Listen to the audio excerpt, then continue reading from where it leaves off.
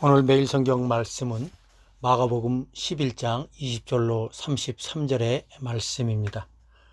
그 중에서 22절부터 24절까지의 말씀을 읽어보도록 하겠습니다.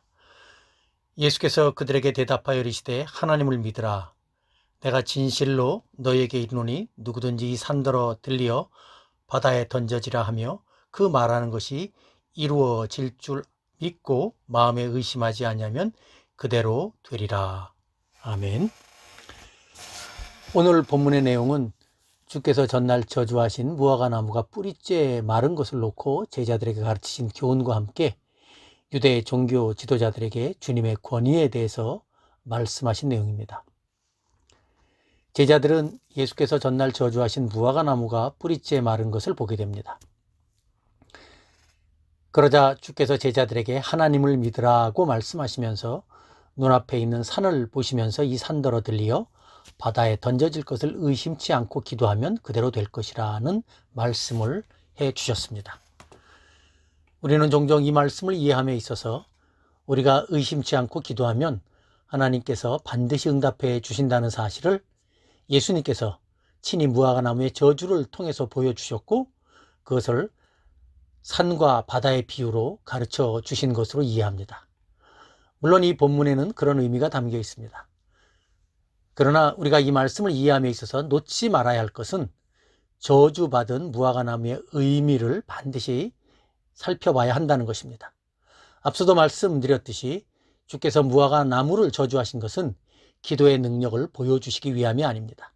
그것은 무성한 잎사귀만 드러내는 유대의 종교 지도자들의 잘못된 신앙에 대한 심판을 무화과 나무의 저주라는 형태로 말씀하신 것입니다. 그렇기 때문에 그 무화과 나무가 뿌리째 말랐다는 것은 주님의 심판이 반드시 임한다는 사실을 보여주신 것이죠. 그러면서 주님은 하나님을 믿으라는 말씀을 하셨습니다. 그렇게 볼 때 주께서 제자들에게 말씀하신 하나님을 믿으라는 이 말씀은 하나님의 말씀, 그것도 심판의 말씀을 믿고 받아들이라는 뜻으로 이해해야 합니다. 그렇게 이해할 때 이어지는 주님의 말씀도 이해가 됩니다. 지금 주께서 제자들에게 이 산더러 들리어 바다에 던져지라 하며 그 말하는 것이 이루어질 줄 믿고 마음에 의심하지 아니하면 그대로 되리라는 말씀을 하셨습니다. 그렇다면 여기서 주님이 말씀하신 산은 어떤 산을 말할까요? 그것은 바로 예루살렘 성전이 세워진 산을 말합니다. 주님은 앞서 성전을 정하시면서 내 집은 만민이 기도하는 집이라고 말씀하셨습니다. 그와 같은 상황을 생각할 때 주님께서 말씀하신 이 산이 들리어 바다에 던져진다는 말씀은 눈에 보이는 성전의 멸망을 말씀하신 것입니다.